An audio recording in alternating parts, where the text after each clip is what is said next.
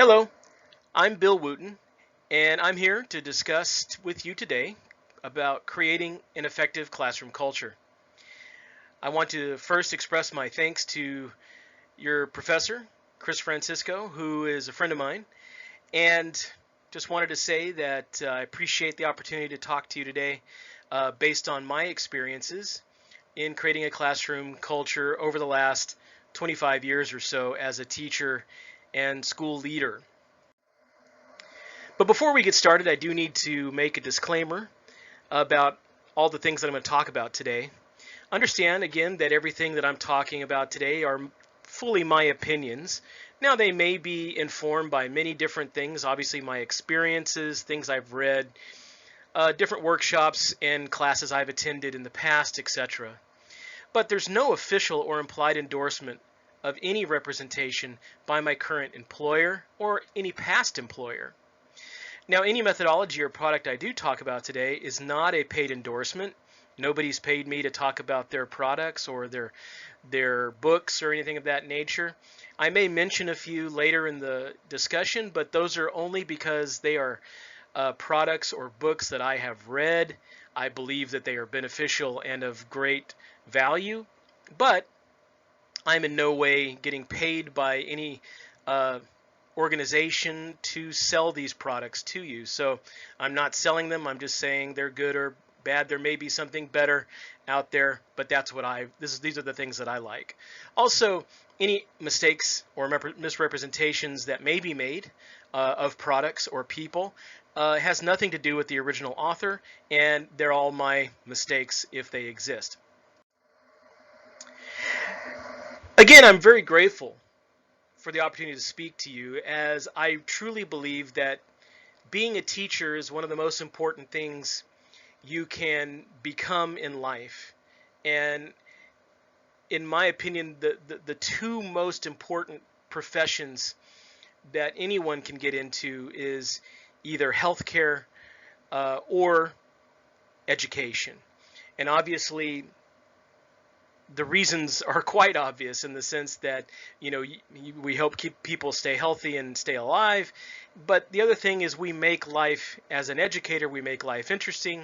We give purpose to life, and we allow people to experience the realities before they have to actually get out into the real world. There's an old saying which I wholeheartedly disagree with, and that used to denigrate the teaching profession. The idea was, well, here's the quote. The quote basically says, those who can do, those who cannot teach, with the implication that that teachers are only people who failed at being able to do the thing that they're teaching. But I think this is mistaken. I believe the actual quote should be, those who do can because there were teachers who could. So that's our reality. And I congratulate you on being a teacher and becoming a teacher and working towards that. And I hope that our time together today will help you be a more effective teacher. Now, hopefully, Prof. Chris has been able to, give you my brief biography, and I won't go into a lot of other details. But I didn't talk in my bio about my direct teaching experience, and most of my teaching has taken place back in Texas, and where I taught, starting in a couple of different public high schools. One was urban, the other rural. And I also taught in a college preparatory school in a large city. I taught primarily grades 9 through 12, and I taught a large variety of humanities courses, as you can see in front of you. As I progressed and I received my first master's degree in political science, I was able to teach also at the university level as a lecturer. So I also taught at 3 different junior colleges and 1 university. And again, there the courses were more narrow, focused on government, but I also was invited several times to teach at university level at university levels in my experience in teaching methods, and especially in teaching methods for gifted and talented students, which I became focused on in the latter part of my career when I was in the United States. I was also an interim principal, and I also was a mentor, and I taught teachers for quite some time within one school district, as well as being a school leader. Currently, I teach here in Southeast Asia, and I've been at a junior college for the last 10 years.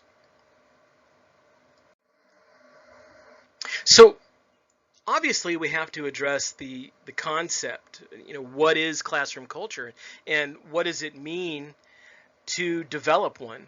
And and really, why is it important? Now, some of the things I'll be talking to you about today obviously will have to do with my experience as a teacher, but also as my experience as a student, because we should also always look back to understand the elements of our own experience as a student, whether at the elementary level, secondary level, university level, etc., and try to understand how those different formats existed in our own learning, but also so we could judge. We can judge whether it was a product of its time. Now, I'm older than most of you, I'm sure, in the class at this time at the university. And so some of my classroom experiences are from teachers who at the time were my age or older. So technically, we're looking back, if we're looking at total age time, we're looking at near 100 years of experience in terms of what I may have experienced from some of my older teachers when I was a young child. So those types of things are very important to understand. But the real key, I like this quote from Robert Heinlein, the author, is the idea of not handicapping your children by making their lives easy. And this is one of the traps that we can fall into as a teacher, is trying to make the classroom experience as easy as possible. And it's a difficult thing for us to balance, because obviously every generation wants the following generation, especially like for our own children. And in a way, you're going to feel like the students in your classroom are, to a certain degree, your responsibility, almost like your own children in some cases. And because of that, you want the experience of the next generation to be less burdensome. You want it to be less difficult, less trying on the forthcoming generation. That's natural. That's who we are. That's human nature. But we have to understand that even though we can do that in certain ways, if we fail to do that in other ways, we're actually hurting or handicapping the children by not giving them the social and educational challenges to prepare them for the rest of their life. There's another quote that I didn't put up for you, but I think is very important to think about. And it goes all the way back. A lot of people have said this, a lot of philosophers, a lot of educators, but the first time it's known to be written, it was from Aristotle, the ancient Greek philosopher, who said, "Don't prepare the road for the child. Prepare the child for the road." And so we have to keep that in mind, regardless of the situation of what we're doing, obviously in our teaching practice, but also when we develop what our teaching is going to, and our relationships with our students are going to be like in our classroom. So that leads us to our basic definition. What is a classroom culture? And so we need to spend some time on this, because we need to talk about the different influences. We need to talk about what it is, what it isn't, and what you can then do to make these things happen in your classroom. So you have to keep these things in mind when you begin to think about and brainstorm and then do your planning for developing your own classroom culture. So understand that basically everything that occurs in the classroom, all the elements of student interactions with each other. So obviously there are social interactions within the classroom, but also the interactions they have with you, the teacher, or anybody else who comes into the room, guests, speakers, uh, other presenters, school leaders, etc. So all of these interactions have to be part of the formula as you're deciding what is your classroom going to be at its heart. Obviously, how the teaching and learning occurs. So the way you're going to teach, the methodologies and strategies you employ, the elements of things like the requirements for materials, the physical nature of your classroom. You know, are you in a very old building that has problems? You know, is it too hot? Is it too cold? Is it just right? Is it well lit? Is it not? Do you have a chalkboard, a whiteboard? Do you have a projector? Do you have a computer? All of these kinds of things have to enter into it, because each one of these things, especially depending on the level of student you're dealing with, is going to have a modifying effect on the rules, the boundaries, and the interactions as they occur. And they all obviously occur back to the primary reason you're there. You're not a babysitter, okay? You are not babysitting these kids. No matter what some parents think, that's not your job. Your primary job is to make these students learn through your teaching methodologies and the strategies you employ. So that has to be foremost on your mind when you begin to make these plans and as you implement your classroom culture. Obviously, as I kind of mentioned, there's other expectations that are not from you and not necessarily directly from your students. There are other stakeholders obviously involved in education. You have parents, you have, and in that case, remember, depending on where you're posted or where you teach, sometimes you're going to have very involved parents, and sometimes you're going to have absent parents. And so dealing with those types of situations as well. Obviously, the school leadership are major stakeholders, and any other layer of influence, such as the Department of Education, etc., and the community itself is going to have different expectations for education wherever you are. And as I kind of mentioned here, the ideas of institutional expectations, because you have this thing, your classroom is not just a classroom by itself. We don't teach in one-room schoolhouses anymore. You're one class in a building full of many classes, but that building is not just a place that houses classrooms. It's a school, so therefore, as a campus, it also has a culture, and it has its own expectations from a larger student body as well as the smaller student body that you find in your own classroom. And the thing is, the ideals and ideas and concepts that we are going to implement are both concrete, meaning things that exist, things that you can apply, things that you do, and the philosophical. How do you feel? Why do you think this way? What is your philosophy of education and your philosophy of social norms, etc.?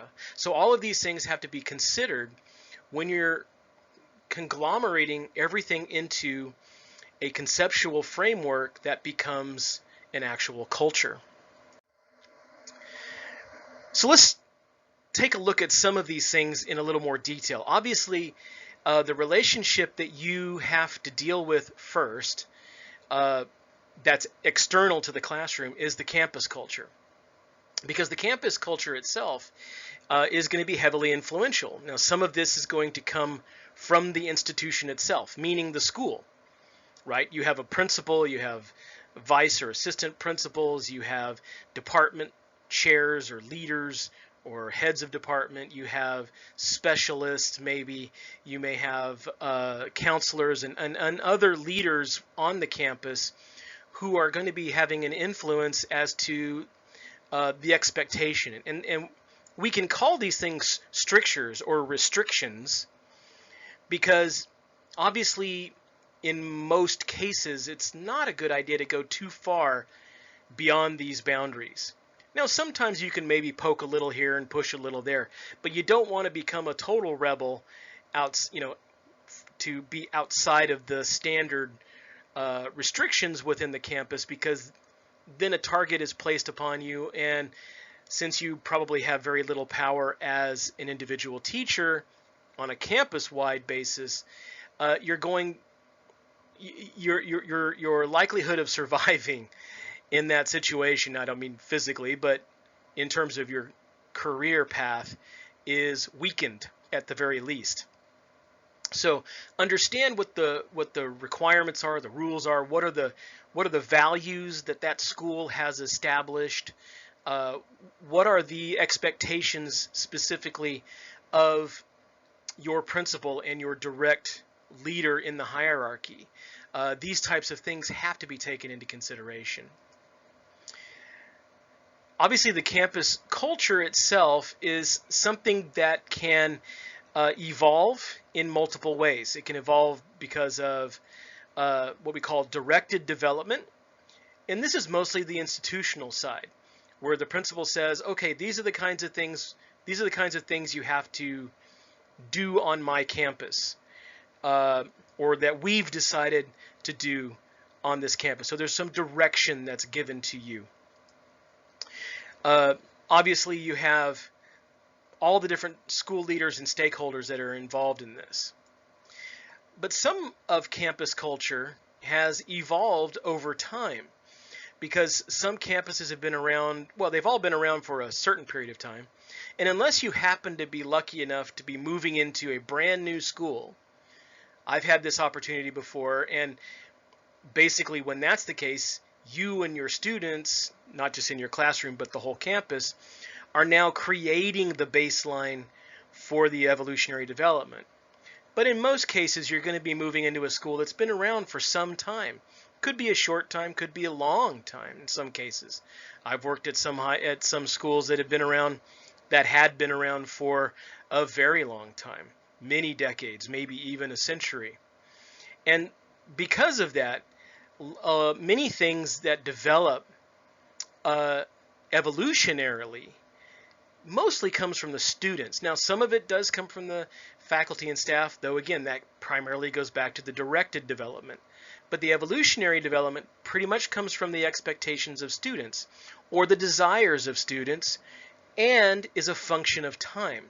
Because obviously, if we look back at, say, what I'm familiar with, if I go back to my parents' high school experience, where when they went to high school in the 50s, early 50s, you're talking about a culture of dressing nicely, going to school dances as almost a requirement, to where by the time I got to high school, that those types of things had changed. We were all wearing blue jeans. School dances in my circles were rather passé. You see these kind of changes occur over time. And so different evolutions in the broader culture of whatever country you're in, or the world in general, is going to have an influence on the students, who will then influence the school. So presently, obviously, we have things like the development of the internet and social media and the different impacts those things are having. That could have a strong impact on how people act in school, and therefore have an influence on the campus culture.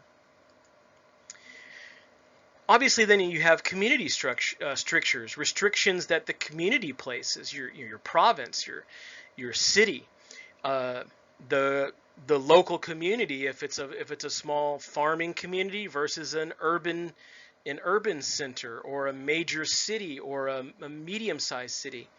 You're going to have different kinds of students coming in from different socioeconomic positions and abilities. And so the community is going to place expectations on how things are done. So again, you have to pay close attention to those, because in the long run, the primary stakeholders in education are the parents of the children. And then, of course, the larger institutional structures, again, is at the state level, the national level, where, so for instance, in the Philippines with the Department of Education, obviously they may have some things that they want to make sure trickles down all the way to each campus, not just to the campus, but to each classroom, to make sure that those things are taught in a certain way, or that certain things are taught, whether it's part of the curriculum or social elements of the way we are raising our children. Now, understand what culture is generally.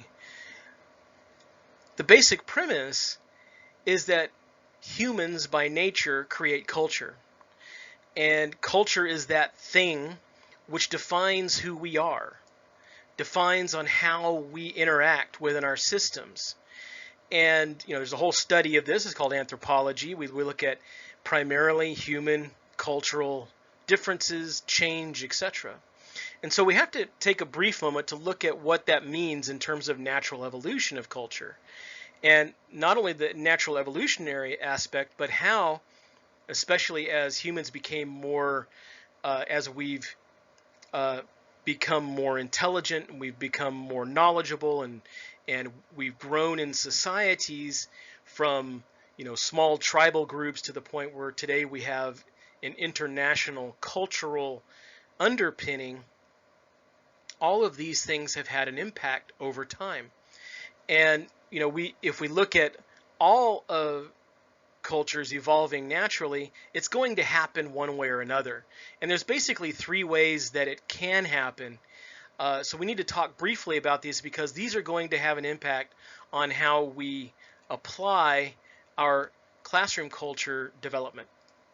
So obviously the natural development of a culture is going to come from both internal and external influences. And I've already listed out a lot of those internal and external, or mostly the external influences so far, that are going to impact the way you decide, how am I going to create this culture, right, in my own classroom. And understand that like we just said, there's a lot of those external influences, other people of power, other forces, and other stakeholders. Whereas internal influences, for a human culture, it's going to depend on the climate, the availability of food and water and housing and clothing, interactions among different sexes and different generational influences. So all of these types of things are going to change the way people perceive the world around them. And it's going to create the culture which is then presented with things like dress, food, language, belief systems, etc. So when we look at culture in the world, and this will also apply to you in building your classroom culture, you can force cultural change, okay? So again, if we look at, say, colonization, for instance, or other forms of dominating warfare, this is a type of cultural force. So one group which has a greater technological advantage over another may come in to a region and force the other people to change their ways, to change their beliefs, maybe even change the way they dress, the way they speak, and the way they eat. So we're literally changing the culture through force. It can also be directed, as we've talked about previously. Instead of force, an external group or an internal group can say, well, we kind of like this thing, but we're gonna kind of guide it in a certain direction. Okay, so maybe a colonial power or another power may come in and say, I'm not gonna I'm not going to have hard force. I'm not going to say if you don't do this, I'm going to kill you. But instead they may say, we're going to ease you into it because we think this is better, and we're still going to make you do it, but we're going to use a form of soft power, if you will. Okay, so we see this a lot in our modern world cultural underpinnings, where you see countries that are powerful in terms of developing entertainment, for instance. They have the ability to use that entertainment to modify the way local cultures consume entertainment, art, etc. Or it's something that can be grown organically, meaning it's just allowed to develop on its own, and whatever happens happens. Okay, so the picture I have for you here is a photograph of a group of people who still live in what's called a Neolithic or New Stone Age existence. They're called the Sentinelese, and they live on a little island in the Indian Ocean. And they're extremely xenophobic, meaning if they see somebody approaching their island, they will attack them. And because of this, the Indian government has made it off limits and illegal for people to even approach the island. Okay, people are not even supposed to fly over it. And these people continue to exist in a very organic culture of their own making. It's evolved however it's evolved. We don't even know what it's like, other than the fact that it's extremely primitive, and as you can see, these folks have no connection with the outside world for various reasons. But the culture itself has completely evolved of its own volition, and all of the beliefs and thoughts and language, etc., of these people is completely organic, which is not true of most cultures today. So when we're developing culture in an educational setting, we start with a bit of a blank slate. And so we have an option. We could use any of those three methodologies. We could just say, this is the rule for everything. Here's rule number 1. Here's rule number 2. Here's rule number 3. Why is that so? I'm the principal. I'm the department head. I'm the teacher. You're just children. You don't know anything. You're just going to sit there and listen to me, and you're going to get whatever I say and do whatever I say. And if you don't do it, I'm going to punish you. Okay, the problem with that, obviously, is you're going to have some pushback. Or it could be directed fully, where you sit down as an organization and say, these are the best ways to do things. These are based on the data that we get from our research and from other people's research, and this is the best way to do it, so let's imply these rules. Or you can do what some people would often call letting the inmates run the asylum, and just walk in with no rules and no foundations for culture, no structure, no direction, and just say, hey, if you want to listen, listen. If you don't want to listen, you guys make up your own rules, do whatever you want. That's the organic method. Okay, well, obviously none of those three methods alone are good, right? We want to have a mix. We want to have a mix of both direction and some naturally evolving organic elements in our own classroom. Obviously, this is the kinds of things that are happening on the campus, as I've mentioned before, but in each classroom, this should also occur. You want your students involved in the process. Obviously, depending on their age, their ability, etc., you can't just be fully organic in all things either. Okay? I have 5 children, and when they were growing up, I can't, they would say, I don't want to eat cereal and toast and eggs for breakfast. I want gummy bears.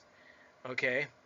Well, if I said, okay, fine, eat the gummy bears, obviously that's not a good thing to let a 3-year-old decide what they're having for breakfast, because they're not going to eat the best breakfast. If they have a choice, they're going to choose candy. The directed element is when the parent has to come in and say, look, all right, if you eat your cereal and your toast and your bacon and eggs or whatever it is you're eating for breakfast, you can have one gummy bear before you leave the house to go to school, or when you come home and when you're doing your homework, you can have a couple gummy bears or whatever. The point being is then it becomes something that you know they want the candy, but you have to limit it. So you don't just say no, you're never having candy. You have to kind of balance the two. Let the organic come out, but also reinforce those things that need to be reinforced. You also have to allow for the structures that already exist to be addressed. Again, we've covered these things already. We talked about them: the campus culture, the direction given by the leaders, etc.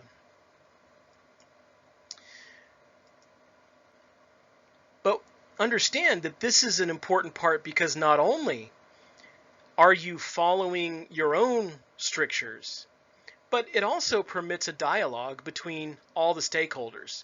That includes you, and it includes the students. So hopefully, when you start the process and you start to talk about these things, students will talk to their parents. You can talk to the parents and the leaders. The leaders can talk to the parents and the other stakeholders, the community leaders, the higher ups within the hierarchical structure of the Department of Education, etc. And then you can have a good way of developing the best mix. Because maybe you might decide, based on your interaction with your own students, hey, I let them come up with these ideas. We implemented those things, and it really worked.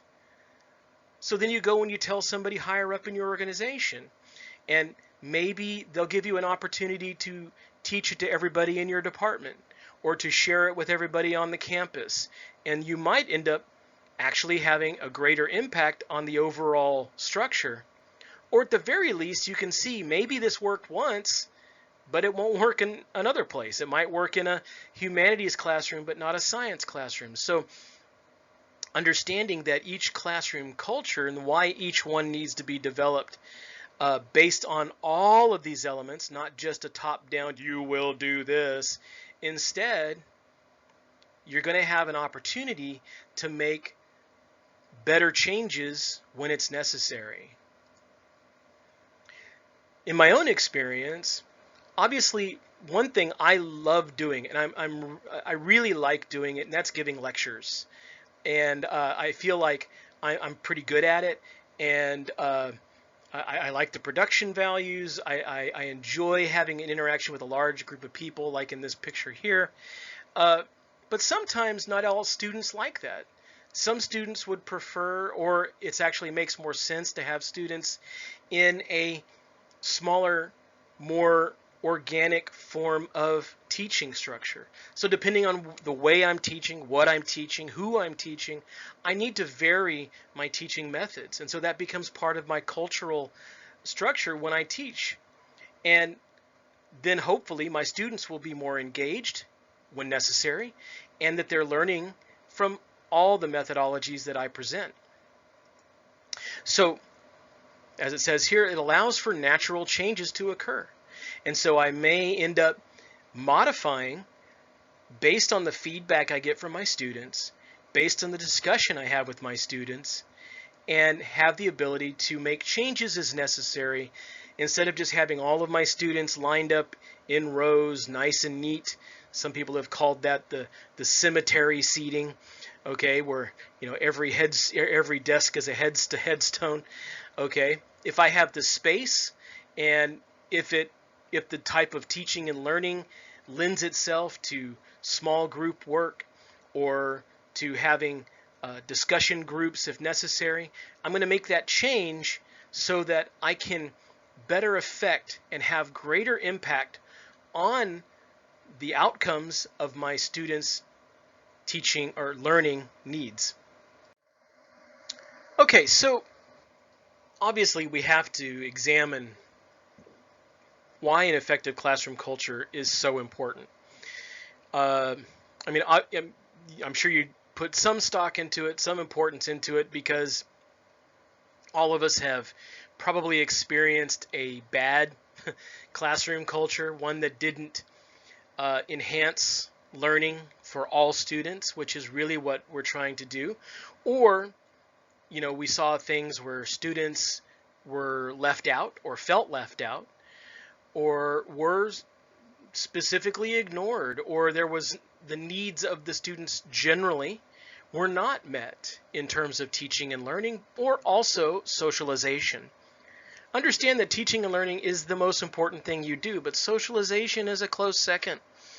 The fact that we have these students for a majority of their day during the school year is important, and it has an impact on their relationships with others, with adults who are not their parents, with children who are different than they are, and those who are the same. So all of these types of things have to be taken in consideration as to why we must do this and do it at least relatively well.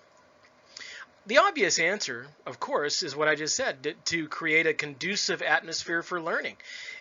That's our primary goal as educators, is to make sure that our students are successful in learning whatever it is we're trying to teach them.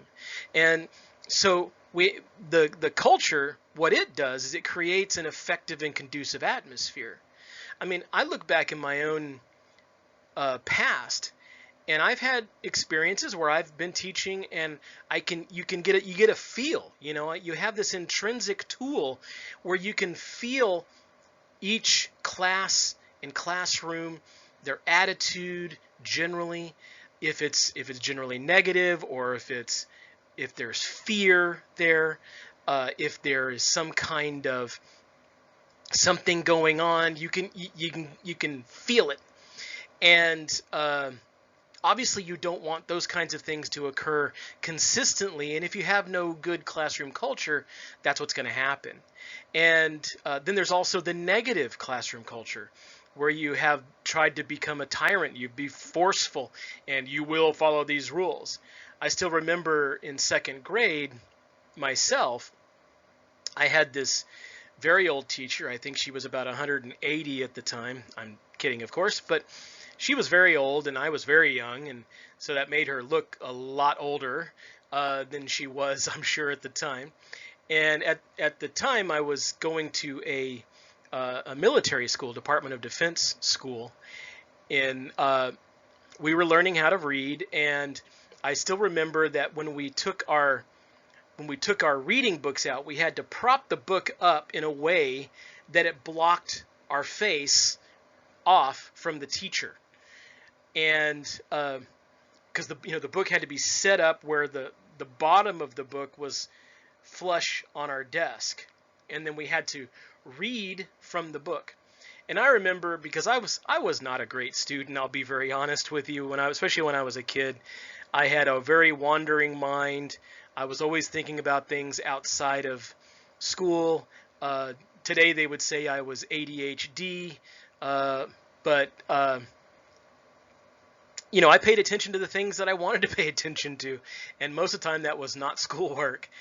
And I remember one day I was in this teacher's class, and we had our books up in the normal, very scary way. And it was scary because she would yell at us. She would say, "You better get your books up like this. If you put your book down, I'm gonna come by and whack your hand." And she would. I don't think she ever actually hit us. She'd hit the desk. She'd scare us.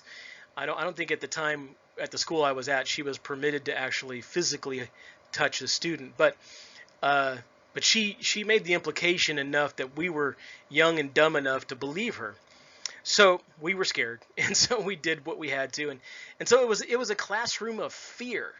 And I remember one time, it was a nice spring day, and I was sitting near the window, which is a terrible place to put an ADHD kid.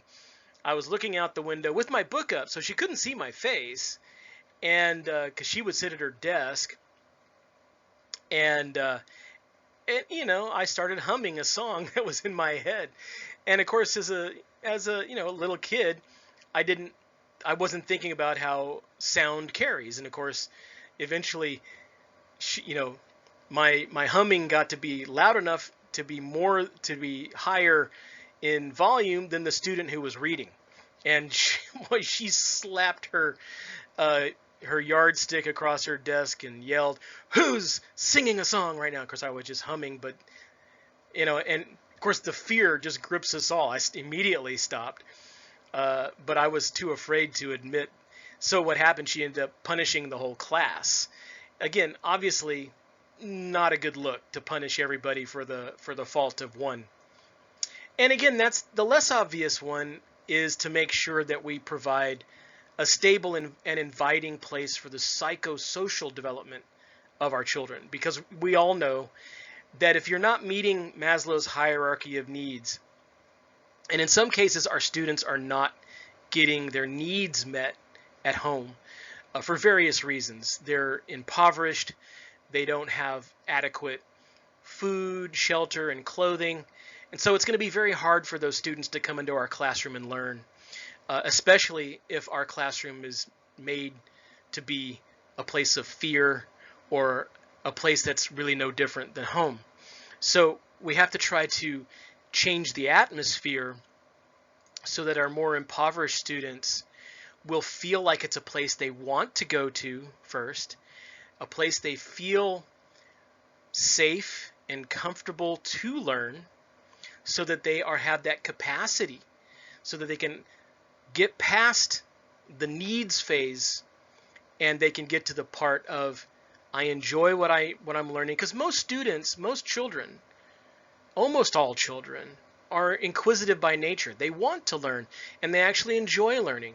We know through research that the human brain, when it's stimulated from a learning process, it pumps out dopamine. It gives you a little bit of a comforting chemical vibe to your body. So it's actually a good, when you're actually learning and you're meeting that need of your brain rewards you in that way. So we want that atmosphere, even if we're not in the best of places, if we're in a small, cramped classroom, or maybe it's too hot sometimes or too cold. We need to try to do the other things that we can do, the things we do have control over, to try to still make it as inviting as possible, to ensure that the student is open and willing and able to learn. So how do we go about this? What's the process of it? It's never too early to start thinking about what kind of classroom you want. Right now, you guys, I believe, are in your latter part of your teacher training, and soon in the next year or so, you're going to be going out and joining the service and actually teaching students on a daily basis. And it's good to start thinking about these things now, to start thinking about what kinds of things do I need to make sure that I'm implementing a classroom that's going to be inviting and a place where learning is emphasized. So the planning process should start as soon as possible, because it does need planning. You can't just go in and say, well, these are the things I want, and since I'm a pretty smart person, I'm just going to go in and I'll make them happen. You really need to write things down. Again, another nice quote that I can't tell you who it came from because I don't remember, but the quote is, if a plan is not written down, it's not a plan, it's a wish. Okay, so don't try to implement wishes. Wishes don't get implemented very easily. You need to implement a plan by having one to start with. You need to understand all the issues we've talked about thus far. And most importantly, in my opinion, the most important thing you need to be thinking about from right now, and you need to be thinking about it for your entire career. Every day you walk in the classroom, every day you're doing planning for how you're going to teach, you need to answer multiple questions. Why am I a teacher? How do I want to teach? How can I reach my students the best, and so forth. You need to answer those questions to develop and understand what your philosophy of education is. And you need to then apply it. But not only that, you need to make sure that you are supple enough that your philosophy could change as you learn. If you decide, this is my philosophy, it's ironclad, it will never change, that's not good. Because the rest of the world is going to change, whether you like it or not. Education's going to change, your school's going to change, your students are definitely going to change, you're going to change. So you got to make sure your philosophy changes, but also you got to make sure that those changes are good changes. A couple quotes related to philosophy of education.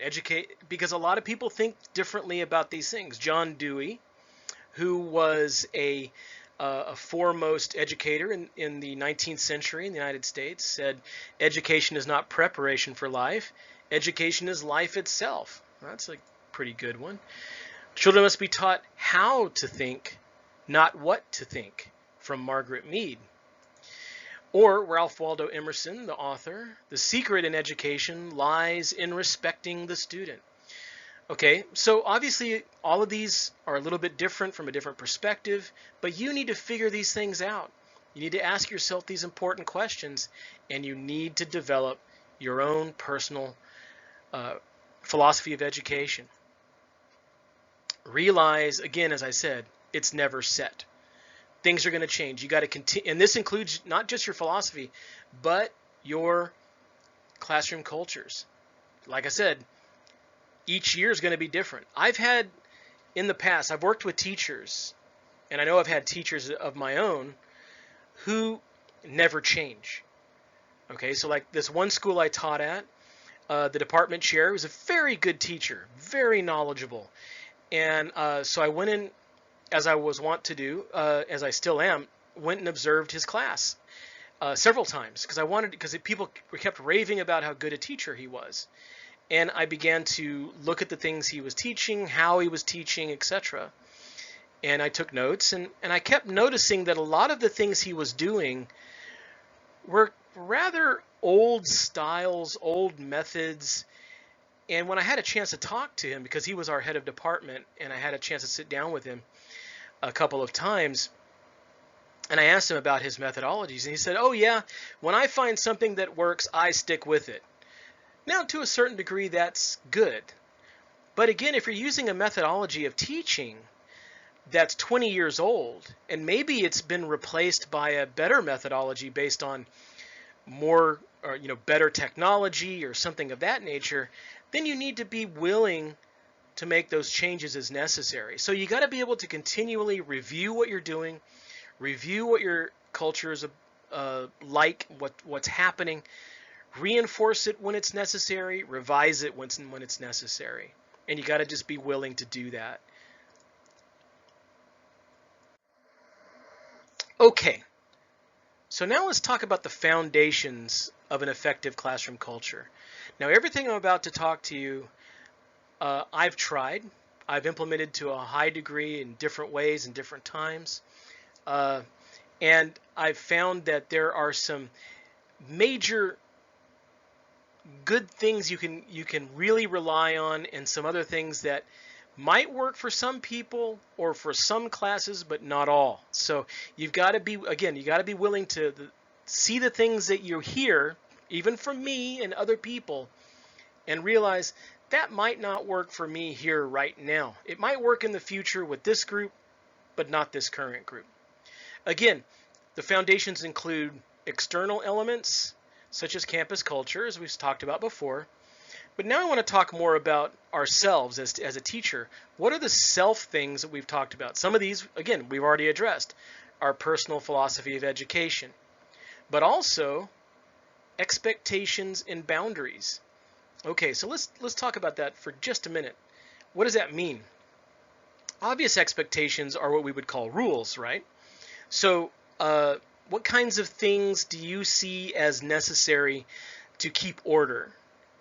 And then what boundaries need to exist between you and the students, and between the students and each other, etc. And so from the student perspective of foundations, there are also things that we have to take into consideration, but also purpose. All right, so let's drill down on setting up your expectations and boundaries, because we always talk about, or you've all heard about in your education about creating classroom rules, right? And some of these are going to be set for you from the external, right? There are specific campus rules and department rules that exist. Obviously, those things, you're not going to be able to push the boundaries on those very much. So obviously, a lot of the expectations are going to depend on what you're teaching. Obviously, the expectations primarily on your interactions with the students, the methodologies you use are going to change. If I'm teaching math, or if I'm teaching language, or if I'm teaching science, those kinds of things are going to have a different implication, and they're going to have different expectations applied to them, right? Like in a science classroom, I'm going to have some very specific rules that cannot be violated, right? So if I'm working, say if I'm teaching chemistry, everybody's got to wear goggles. Everybody's got to be careful with glass. Everybody's got to be, focused on the moment so that really dangerous circumstances don't occur. So obviously, if student safety, true physical safety is involved, then obviously those types of rules become what I like to call non-negotiables. Okay, so you have to determine what are the non-negotiables based on your teaching. In many cases, there's not a lot. Science, there's going to be a lot. Other areas, not so much. But things like having your materials that are necessary. Obviously, having an open mind, not talking while other people are talking, having good discussions when it's discussion time, not sitting out when we're having small group discussions, etc.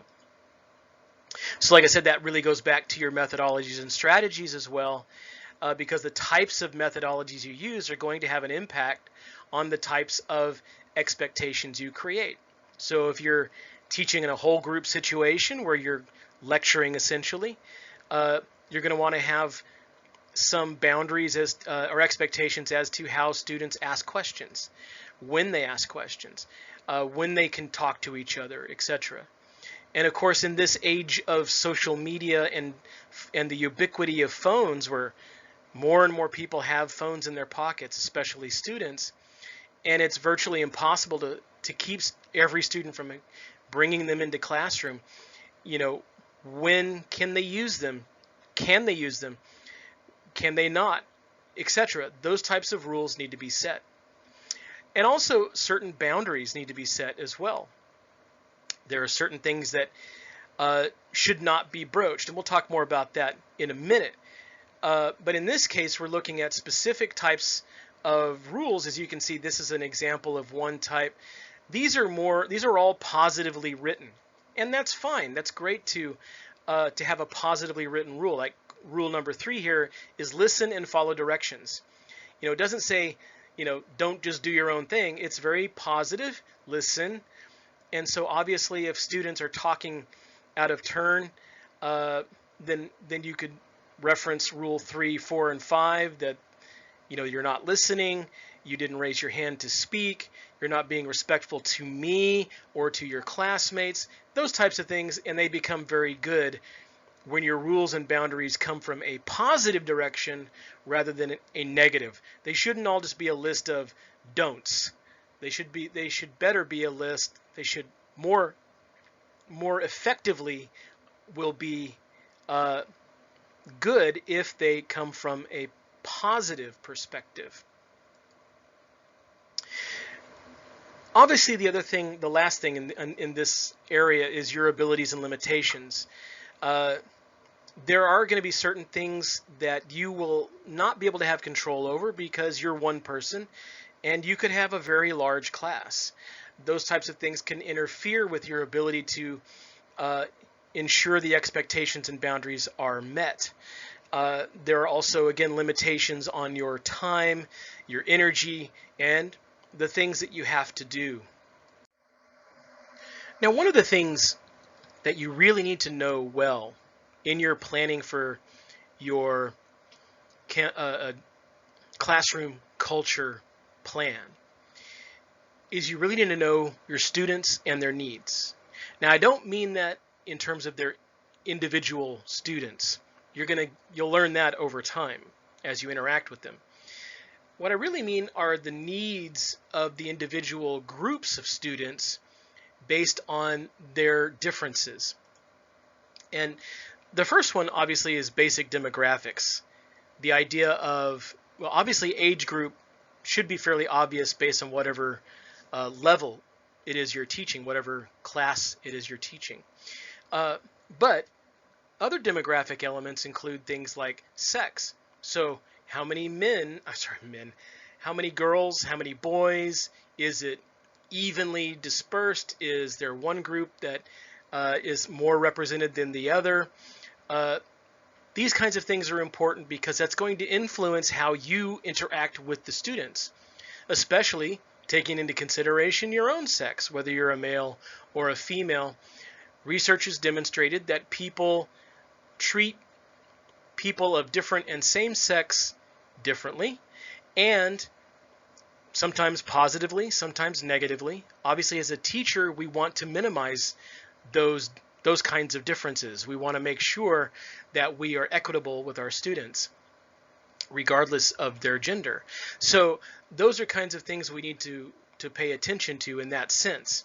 Now, if you can't get that information before you start, you'll figure it out pretty quick when your first batch arrives in your classroom. So that's going to be something that maybe if you don't have that information or data available to you before you start your school year, it'll come pretty quickly. But I think the one that's most important that should take some real attention for us is that we look at the socioeconomics of our students. Is it urban? Is it rural? Are we going to have a lot of poor children, or is it going to be somewhere in the middle? Are we going to have a great divide of some very, very impoverished children versus some not so, some pretty well-off children? Because the dynamics of the society of the class that's being created will change. There could be things, you could see increased bullying or increased problems, especially for the more impoverished child, when it comes to things like their uniforms or their materials that they have, or their diets, etc. Those types of things are going to have an impact. And so it's important to look at those types of things. I remember my first high school that I taught at was in a very poor, relatively speaking, city in the United States. And it's a medium-sized city. And most of the students in this high school came from a couple of government housing projects. And only the most impoverished people in the United States live in these locations. And so many of these students came to my classrooms, and it challenged me quite a bit because I wasn't directly used to handling these types of issues. And I had to learn how to deal with a student who every time he came to class, he was asleep. And when I challenged him on it, he would get angry, but later I talked to him one-on-one. And I asked, is there something I can do to help you be more attentive in class and not sleep, besides punishing him? I mean, that's an obvious thing. I could make him stand up in the back of the classroom or something, but then he would just resent me. Instead, I found out that once I gained some trust between he and I, we were able to talk openly about his situation, that he had a single mother who had lots of parties at night, and she expected him to be the bartender, and so he wasn't getting any sleep. And so, I looked at several strategies, ways I could help him directly and indirectly, to try to. I knew I couldn't go tell his mother to stop doing what she was doing, but I could find ways to mitigate some of the damage, hopefully, and help him establish an environment in which he could learn better. Obviously, what's really associated with this as well is the community dynamics. If I'm in a city, if I'm in a suburban area, if I'm in a very rural farm community, obviously these things are going to have an impact on the type of student I have, how they're going to respond to certain things, stimuli, technology, etc., and the types of outcomes that the community wants from my classroom. And those things need to be taken into consideration. But I think another thing that's probably as important as understanding community the socioeconomics is educational ability and learning differences.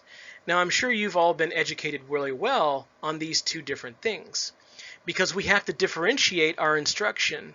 Otherwise, we're going to fail the students who are not getting what they need the most based on their ability to learn. Because as we know, not all students learn at the same pace or have the same IQ ability, or they may not have the same foundational abilities that they should have gotten in their earlier education. So all of these types of things have an impact, and you need to know generally what kinds of educational ability students you're going to have. Are you going to have what we call a quote-unquote average classroom, where you have a certain size, small group of special needs students, those with actual learning disabilities or are quote-unquote slow or have a low IQ? And then in the middle, you have a fairly large group of average ability students who are not going to need as much help. And then you're going to have your gifted students maybe who don't need any help really, and they learn very quickly, and could obviously become a behavior problem if you don't pay attention to them. So understand what those dynamics are going to look like. A couple ways you can do this. Obviously, your campus leadership should have a fairly good idea, and also talking to the teachers from previous levels or campuses where your students are coming from to find out what their abilities are. And then, of course, learning differences. Obviously, we know that everybody has different learning styles, where some people are more verbal and some people are more kinesthetic, etc. Well, the problem is if you have an entire classroom of visual learners, you're going to have a very difficult time if every day you walk into the classroom and give lectures. You're not going to be reaching those students as well as you could. You're going to have to differentiate your education. So this old cartoon you may have seen, which comes from about, I think it was first published in the 1930s, about how people are different in the way that different animals have different abilities. And so if I'm saying the test today is to climb a tree, obviously I'm only going to have that happy monkey be able to do it, because obviously the elephant and the fish, etc., is going to have a very difficult time doing that. The other thing too is when you set your sights for everything you do in education, as far as I'm concerned, no matter what it is, whether it's teaching and learning, whether it's your professional development, whether it's campus or classroom culture, everything that happens in a classroom, everything that happens on a campus, in my opinion, should be focused and geared for one thing at the very end, and that's student success. So first you need to know, what is that? What is a successful student at the end of your time with that student, whether it's the end of the year, the end of a term, or the end of their entire educational process? What does success mean for them? So you have to then modify everything you do so that all of those things are signposting, laying the groundwork so that the student will be successful on whatever it is that it's defined as, whether it's, graduating with a high GPA, whether it's doing well on a certain exam, etc. So what are the primary elements of a successful, highly effective classroom? The things you do every day, the things you got to maintain. Again, we're going to break this down into several areas. First, relationships, teaching and learning, rules, expectations, and behavior, and the fact that you have diagnostic tools. Now, all of these things are related back to what we just talked about, but that's the first stuff we just talked about is more about planning. This is all about action. So I'm going to be talking more about actual things I've experienced and things that I've actually done that have been successful. Oh, and one other one, using resources that are available to you. Okay, so relationships is what life is all about, right? Everything we do, because humans are social creatures, we have relationships with each other and in various degrees to different areas within our hierarchy. People who are subordinate to us, people who are higher up on the chain of command, if you will, with us. We have friends and we have acquaintances, etc. So obviously, a big one for you in developing your culture and maintaining your culture is very important, because this can be very, very dangerous if you're not careful. Okay, we see this all the time in the news. You want to be friendly, but you don't want to be their friend. Okay, students have enough friends. They have their friends. Whatever their circle of friends are, that's great. You are not there to be their friend. But that doesn't mean you need to be mean and angry. Okay, I remember when I started teaching, the old teachers said, "Oh, don't smile until Christmas. Be mean, look like you're mean all the time." Okay, that didn't work for me. I'm a friendly person. I like to smile. I like to smile at people. I like to get that smile back, and I like to have friendly banter and conversation.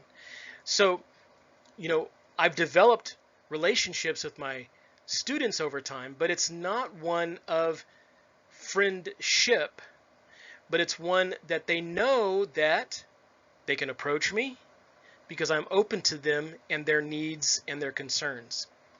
I'm openly approachable, if you will. Now, I want to talk about one student in particular. This was at the second high school I taught at. I had been teaching for about 4 years at that point, and I was teaching a senior level class in U.S. government.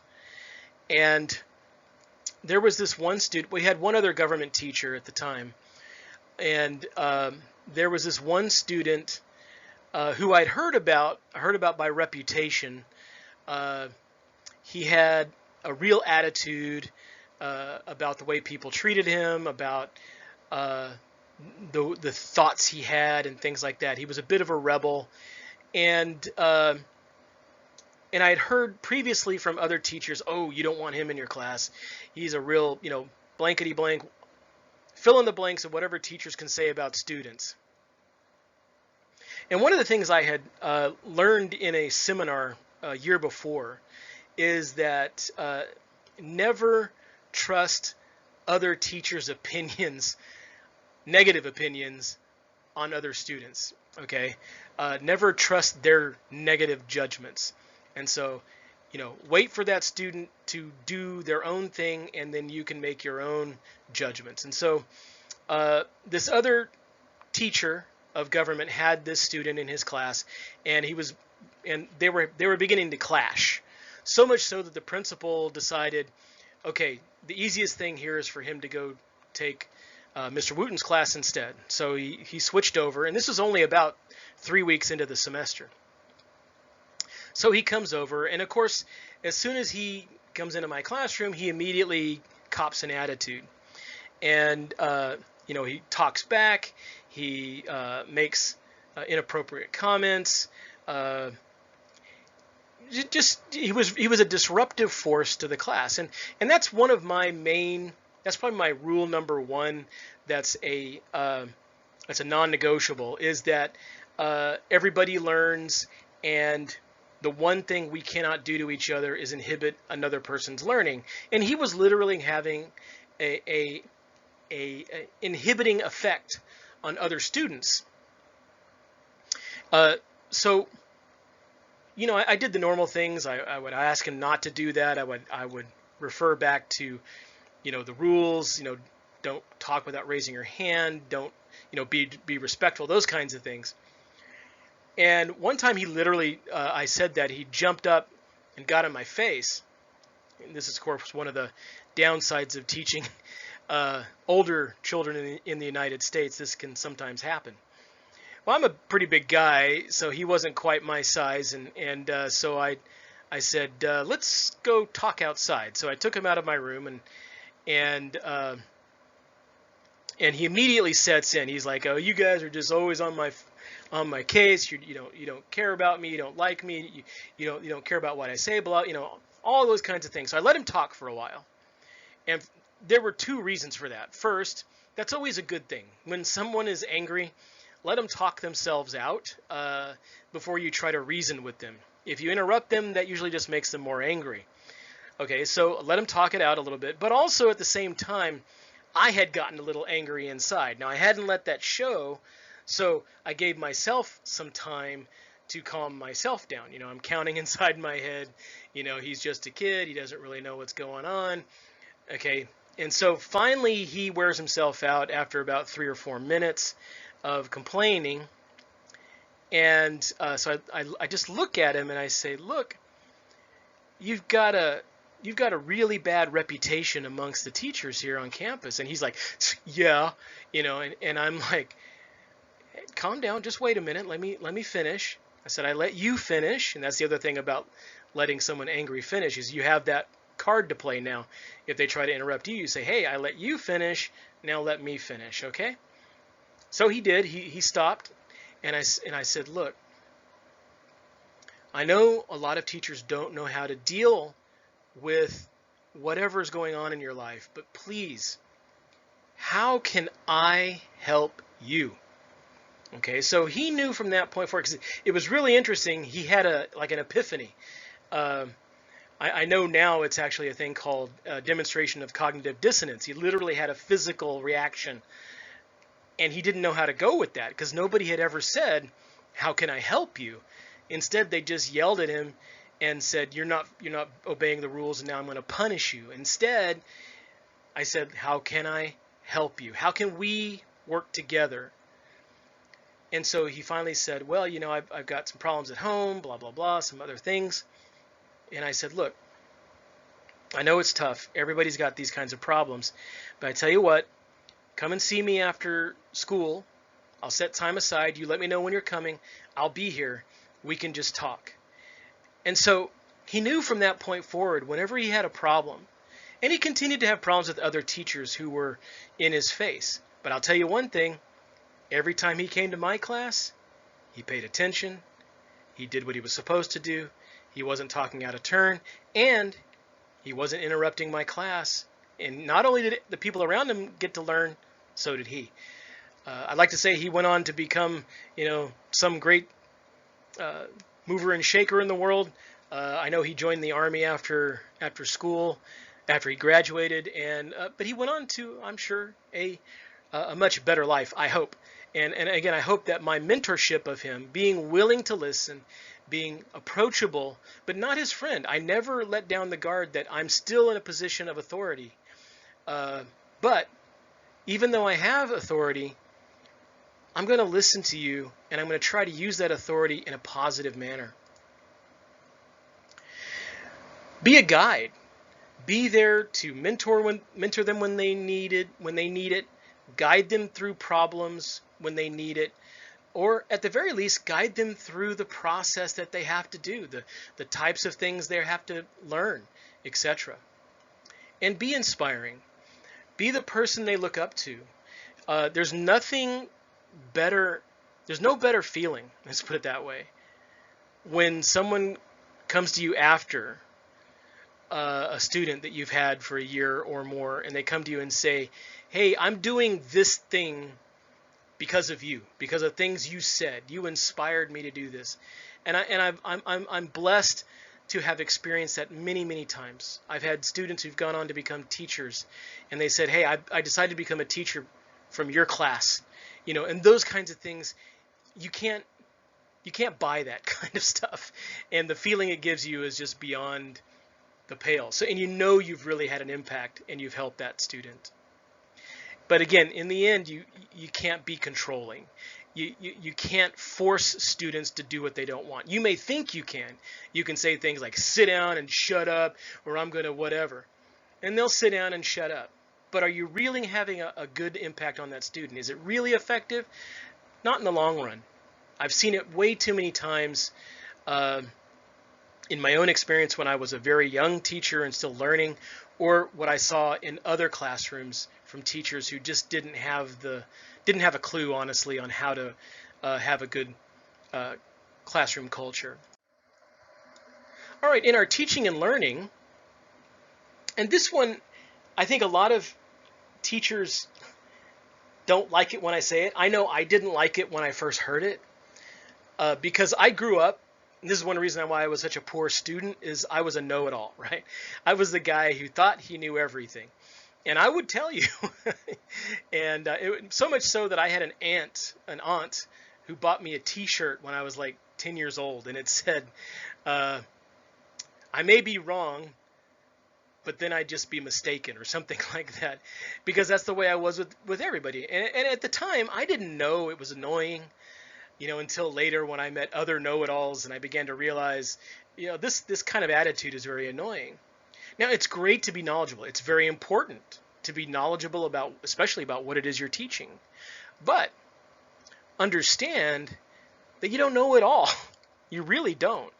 And I know a lot. I know a lot about a lot. And I like knowing stuff. That's why I've always studied in my life. But you have to be willing to be challenged. So this is something I've used in my own culture as I've developed learning processes with my students. I'll tell them from day one, I'll say, hey, I don't know everything. And I'm challenging you throughout this year. So I would like you to challenge me. And so I've had classes where students would bring very complex problems in, like if I was teaching economics or government, and we would have these really wonderful discussions about these things. I had one class I remember because I try really hard to use a very high level vocabulary with the intent. I tell the students, I'm not going to dumb down my vocabulary for you. I'm going to use high level words, and I still do that even as someone who teaches English as a second language. And I'll tell my students, I'm going to use these words. If you don't know what the word is, don't just sit back and be confused. Raise your hand and ask. Okay? And so I had this one class, I remember, 3 of them bought these very thick dictionaries, and so they would challenge me every morning. They would open up they would just find a random word that they didn't know, and they would say, okay, what does this mean? So they'd tell me the word, and I'd have to give it to them. But here's the thing. I had to also be humble enough to admit when there's something I didn't know. This is very important because one of the reasons I think know-it-alls evolve, having been one myself, is that we have this desire or need to feel like other people think we know everything. And as a teacher, I think that's even a harder thing to overcome, that we want our students to think we're the sage on the stage, that we know everything, that there's nothing within our purview that we have no clue about. And I've had students ask questions of me, and instead of making something up that sounds good, or another outage say, well, why don't you look that up and find out? Okay, those are all kind of they're artificial. It's okay to say, I don't know. And then it becomes a huge teaching moment. Because now I can say, I'll tell you what, why don't we look it up together and let's talk about it? Or if it's not that kind of class, then you could say, I'll tell you what, I'll find out because I have, access to more information than you do, maybe, or at least the ability to find it. And then I'll come back and we'll talk about it. I'll tell you the answer to your question. Just like it says here in this quote from this Japanese teacher of samurai. A teacher is a student who teaches to continue his study. One of the reasons I know I love teaching, and I hope you do too, is that it allows me to continue learning. Make learning meaningful. Make it a meaningful experience. Sometimes we don't tell the students why we're teaching, what they're teaching, and what they're supposed to be learning. Sometimes it's obvious. Obviously, like if I'm teaching a word math problem, the why is in there. Like if this is going to tell you how you can use geometry to lay tile properly. But like right now, I'm teaching a course that has to do a lot with critical thinking and analysis and evaluation. Really, really difficult subjects for students to learn when they've been fed information most of their learning careers and expected then just to regurgitate that information back. Whereas in my class, I present questions where two people could make an argument in opposite directions, and they can both be right. Because it's not the fact that you take a position, it's the fact of how you defend that position, how you analyze it, how you evaluate it. So it's important for us to explain why these things are important.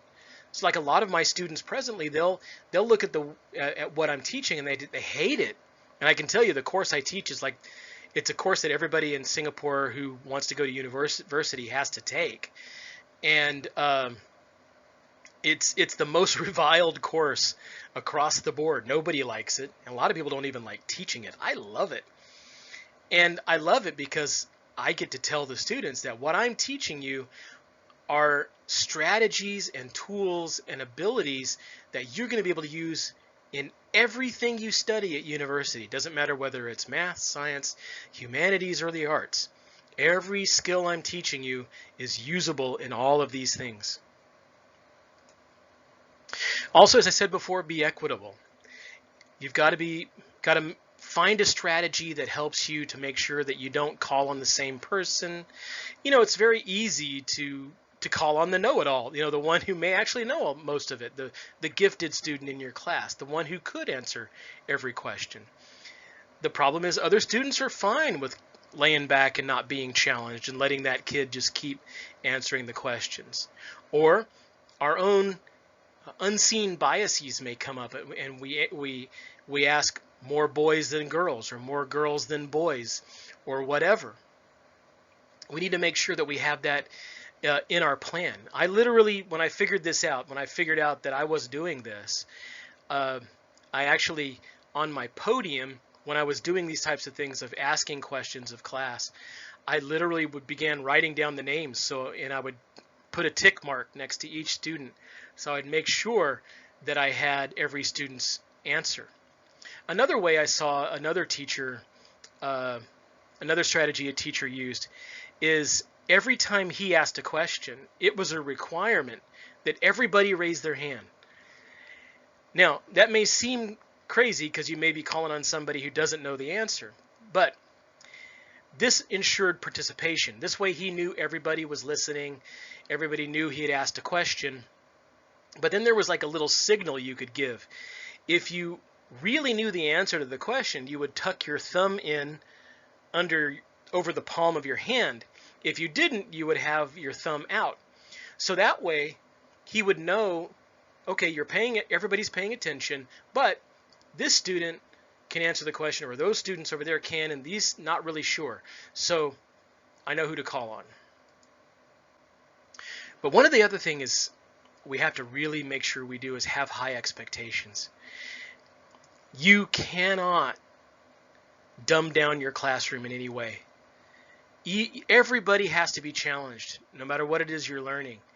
Now, again, that doesn't make it so high that it's really, really difficult. Okay, I had a colleague before, much older lady. She taught biology, and I remember talking to her because we were both department heads at the time, and she said, "Yeah, I make my class so difficult on purpose, and I want to make sure that very few of my students get A's, and that maybe half of the students won't pass the first few exams."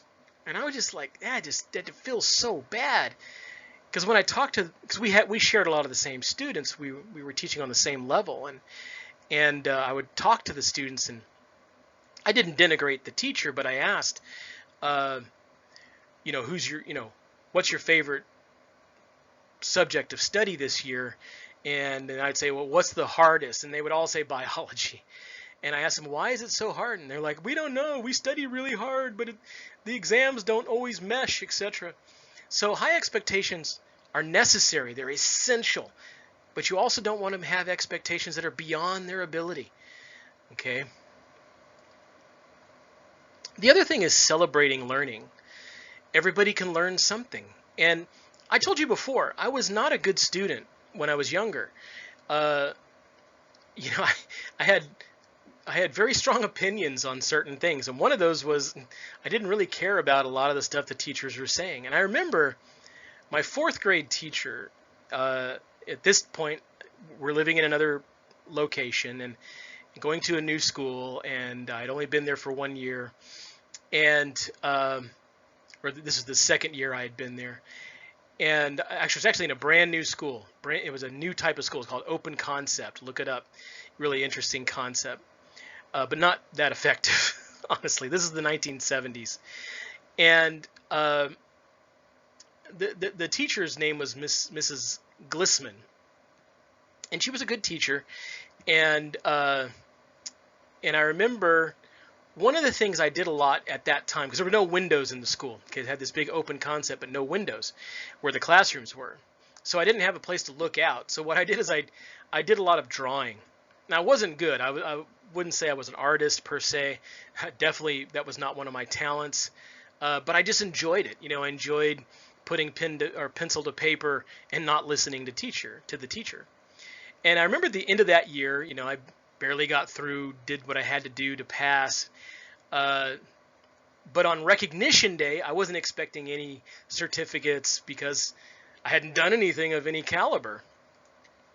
But I got this certificate from Mrs. Glissman, and I was just shocked, where she said I had an outstanding achievement in art. And I mean, yeah, looking back on it, it may have been a little bit tongue-in-cheek. It might have been a little bit, sarcastic. But of course, at the time I'm 9 years old. I don't understand sarcasm. So, it's just really odd that I would receive this, or I was 10 years old. And, but the thing is, I was really proud of this.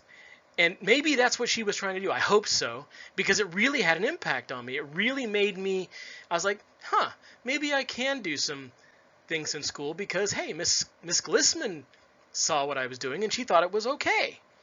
So again, you see where I have, where these kinds of things, where you can take something that may be seen as a negative by some teachers and instead turn it around and turn it into a positive. Now, I've had the opportunity to celebrate a lot of my students recently, in the last 10 years or so, who have gotten scholarships. And specifically, these two students, these are my first two scholars I helped work with, and they invited me to their scholarship presentation because they had gotten scholarships to become teachers. And again, this is where that inspiration came in. And again, not only did it have an impact on them, had a really wonderful impact on me. Again, using varied strategies and methodologies, as we've talked about multiple times, making the changes as necessary, and then above all, don't stagnate. I've said this before, Just because something worked 20 years ago, don't keep doing it today. Okay, I've known teachers who they create a set of notes that they use in their lectures or whatever, and those same notes have been used now for 20 years, literally. And I'm just like, so nothing has changed. There's no way you could relook at this or reevaluate it or see it from a different lens or perspective. Please make sure that you are constantly learning and that you're not just sitting in satisfaction with the thing that you think was working at one point.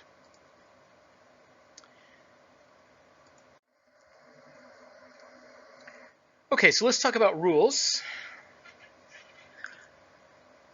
Because obviously rules and behavior expectations are things that need to exist. We've talked about this before, but let's talk about some specific things, such as definitive boundaries. There's some areas that you really need to be careful with, because again, these are some places you can get into real trouble real fast, even if you don't do anything wrong, because a lot of these things can become problematic for you by perception of others. First, again, sex differences, especially as you get older, or when you're teaching older students, like if you're teaching high school students or university level students, you want to be very careful that if you're a male teacher, you're not in a room or in an office alone with a female student, or vice versa. Because, again, the perception is you could be doing something that's not part of your normal teaching and learning duties, and maybe even doing something unethical. Whether you are or not, again, the perception is what can burn you. Okay.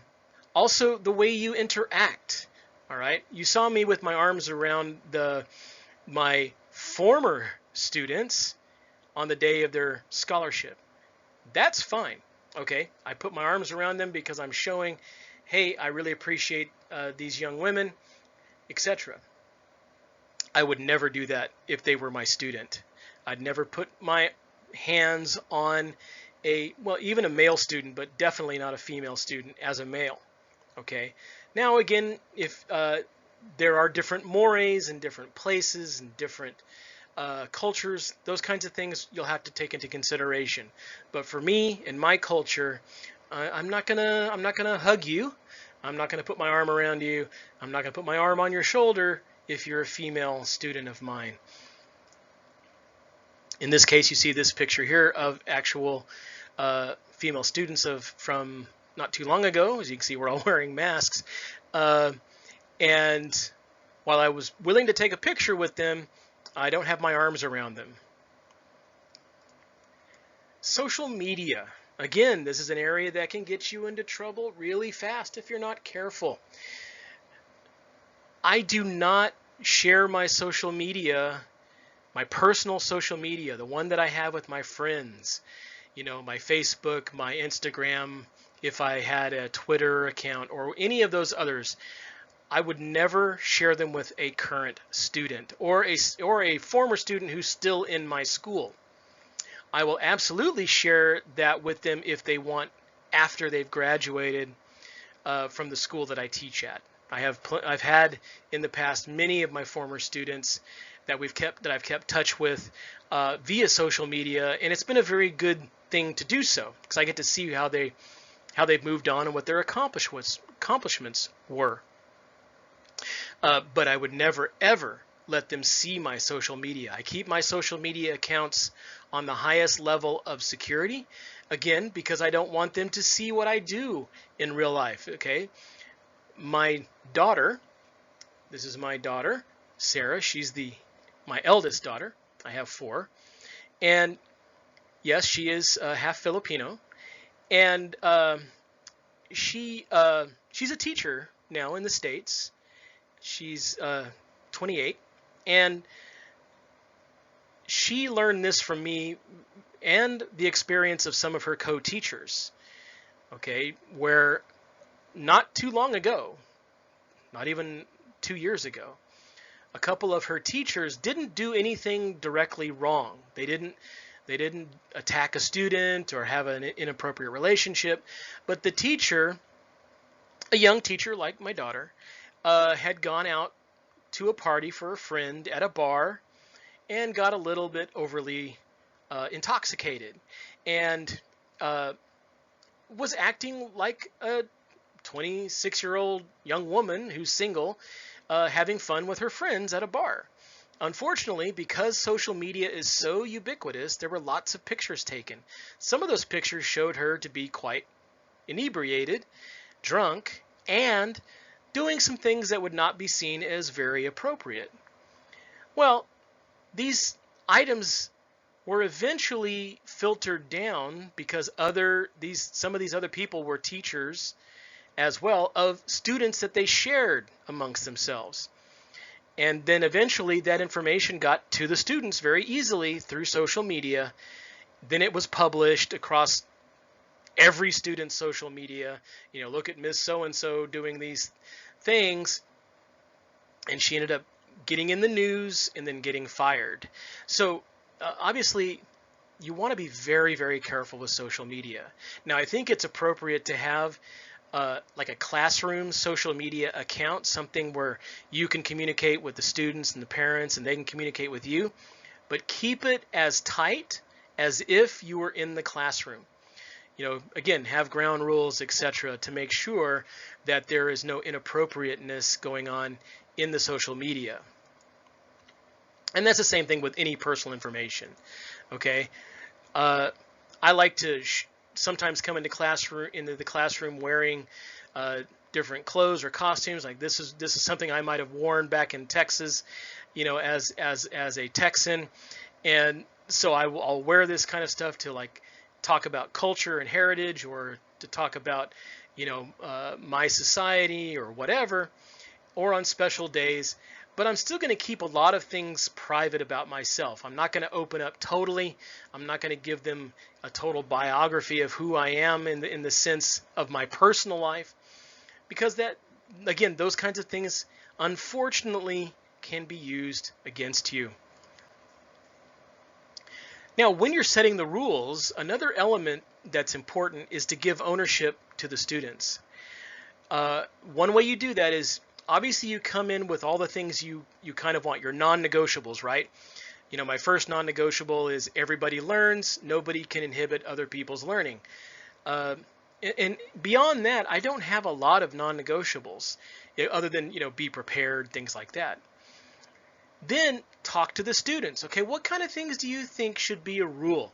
And then you guide them. Obviously, like again, my 3-year-old child wanting gummy bears for breakfast, some of your students will say dumb things like, oh, we want to have, playtime every 10 minutes or whatever.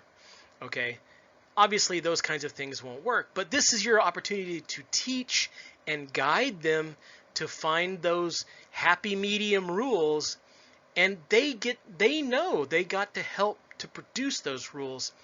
And what you'll find when you do that, especially with the younger kids, they'll help reinforce them. They'll be more likely to obey their own rules, and they'll be more likely to help reinforce with each other.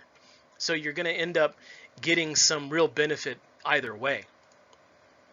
Then utilize your campus resources to your advantage. Obviously, if you run into some problems, use the more senior teachers, use the leaders on your campus, your counselors if you have them, your administrators, whoever is there and available to you.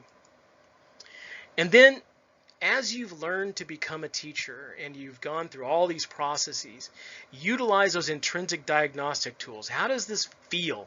What's going on that I can see here? And try to see those problems, those issues before they become a major issue.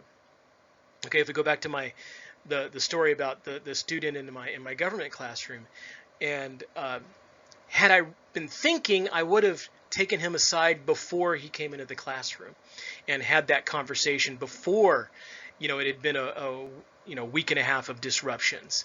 So those kinds of things, using that diagnostic tools that you have inherent in you from your own learning, to become a teacher, use those things. But what if it doesn't work? What if you do all of those things? You have a good concept, you have a good plan, you try to implement the plan, you work with your students, you know your students, etc. Now, one thing I've discovered throughout my experience is that each class, whether obviously if you're a elementary school teacher, you may only have, one classroom full of students all year. But if you're teaching high school, you're going to get different students at different times from different groups. And each class setting in that case is going to have its own personality. And sometimes no matter how hard you've worked, no matter what you've done, all the right things, you may end up with a class that's just, it feels like they're either so dead that they don't respond, when I say dead, I mean, metaphorically, or they are actively trying to defeat you for whatever reason. The key here is you've got to work the problem. Again, go back, use those tools that you have. What I mean especially, not just the things that I presented today, but other books, other seminars, and the leaders you have on campus. And also talk to your more senior teachers who've been around longer, who have experienced similar situations. The other thing too is you got to be willing to make changes. This is why the supple nature of who you are as a teacher needs to be there. I've talked about this before, but especially in these cases, you got to be willing to relook and see and really diagnose what is causing this. Is it me? Is it what I'm doing? Is it the methodology? Are they not prepared for what the level I'm teaching? Is there an ability issue? Whatever. Figure out the issue and try to address it from that perspective. But whatever, don't give up. Don't let them win, okay? Because in a way, education to a certain degree is always somewhat adversarial. There's always a little bit of us versus them mentality. For students, it's greater than for teachers, at least it should be. Though I've met teachers who literally hate kids, okay, or hate students. And I just want to ask them, I think to myself, so why are you here? Why are you teaching? Are you an idiot? Do you love being tortured every day? Or do you just love torturing the students? And in some cases, I think that's true for some people. So again, don't give up on the non-negotiables. Don't give up on making the changes. Reach out to your leaders and your mentors. Find other ways. You can do this. But the key is don't give up and don't become a tyrant. Don't become the you will do this or I will whatever. Don't try to go so far the other direction that you become what they thought you were to begin with, which is the thing they're fighting against. You don't want to be that guy or that gal. You want to be someone who can work a problem, find an equitable solution that helps both you and them. Harry Wong, in my opinion, was probably one of the greatest influences on me in terms of understanding how classes work from a sociological standpoint. He's retired now. I think he's about 90 years old. I went to a couple of his seminars when I was a young teacher. I've read several of his books, and he and his wife were teachers and leaders in the San Francisco school district. And his primary area of teaching was middle school, which, talking about when puberty hits, is usually typically the worst period of time for teaching for all the social issues. And this quote I really like of his: "The most successful classes are those where the teacher has a clear idea of what is expected from the students, and the students know what the teacher expects from them." So I want to reference Harry and Rosemary Wong's works that I think are very good. I highly recommend them. Again, I'm not making any money off this. These are things I just really believe in. The book called The First Days of School, especially if you're a brand new teacher, I highly recommend this book. Also, the classroom management book and then How to Be an Effective and Successful Teacher. All of these books are really good. They have lots of really effective strategies. Again, pick the ones that work for you. Skew those that do not. Another one that's actually really good too, this one came later, Maria Amaro.